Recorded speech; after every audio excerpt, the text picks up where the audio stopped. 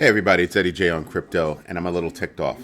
Just start out like that. I was supposed to do a video yesterday. I'll get to it later. I'm literally watching an interview on Squawk Box with Kevin O'Leary, and they're throwing him such softballs, like just meatballs. How can he miss?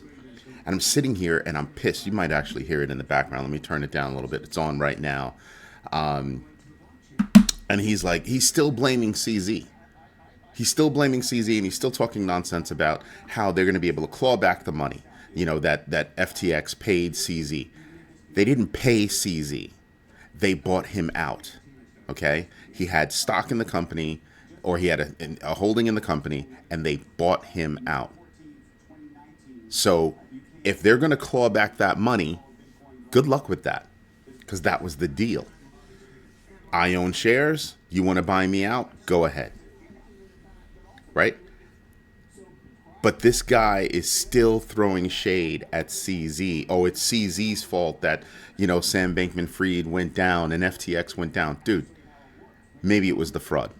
They asked him outright, hey, with everything that's out right now, what do you think? And he tried to take, the big time patriot move and say, well, in America, you're innocent until proven guilty.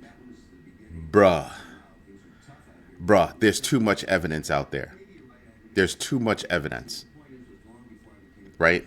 Just way too much. So even in a court of law, great, you're innocent until proven guilty. In the court of the street, Buddy Boy is like mad guilty. Sam Bankman-Fried is mad guilty in my book, right? I mean, there's just too much. There's simply just too much. And this guy's still saying, oh, well, innocent until proven guilty, and I'm in it, and I'm going to teach this course. He literally said that. I'm going to teach this course. You're going to teach what course?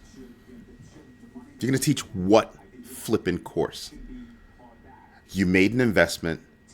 You got your money back as an influencer. You said you're going to give that money back, did you? I'm wondering. I'm just asking for a friend. Just saying. And I'm sitting here and I'm saying to myself, and this guy, I would not want this guy to be on that board of creditors, right? I would not want him to be on that board of creditors. I don't trust him. Straight up. Anything Kevin O'Leary touches, if I catch wind of it and I'm thinking about investing, nope, won't do it. Nope, not at all. Don't trust this guy. He's full of it. Straight up. Straight up. So he's been given, a crazy easy interview on Squawk Box going on right now. And the reason why is because he's got a freaking show on Squawk Box. Not on Squawk Box, but he's got a freaking show on CNBC. So of course they're going to make it easy for him to respond back to CZ, who CZ called him a liar yesterday. Because he said it was CZ's fault. And CZ's like, you're a liar. You don't know what you're talking about. And I can believe I would rather believe CZ. And the reason why is because he was an investor in FTX. He was a 20% shareholder. Was. And then he started getting bought out. He started pulling out. This isn't a hard thing to understand. And and they think that they're going to be able to claw back that money when the shareholder was bought out. Good luck with that one. Good luck. As for the United States calling CZ into court, you think he's going to fly into the United States where he could possibly be arrested for no reason? Like, I want to see the reasons if he was to be arrested. I'd want to see that. You want to investigate him? Go ahead.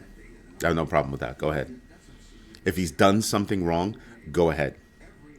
But thus far, I haven't seen anything. I haven't heard anything. I haven't read anything. And I'm doing crazy research on this. Haven't seen anything that says CZ is wrong.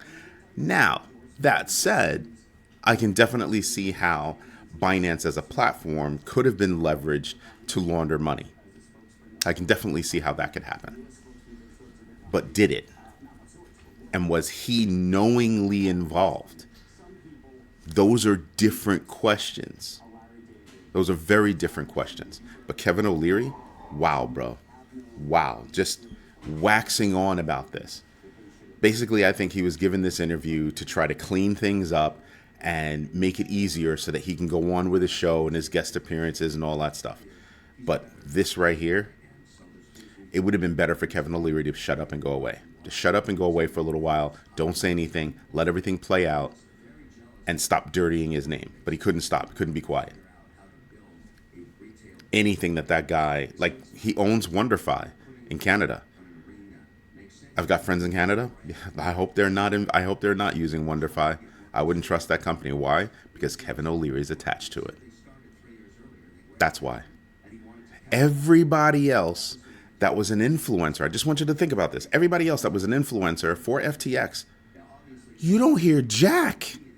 You hear nothing. They're quiet. Kudos to their publicists. Because they probably turned around to each one of them and said, shut the fuck up, don't say anything, be quiet. That's what they're doing.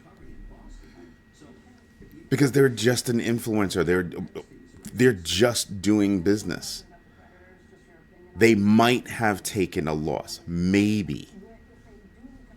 Right? So I'm sitting here and I'm just saying to myself, wow, Kevin O'Leary had, all you had to do is be quiet, man. That's all you had to do is be quiet.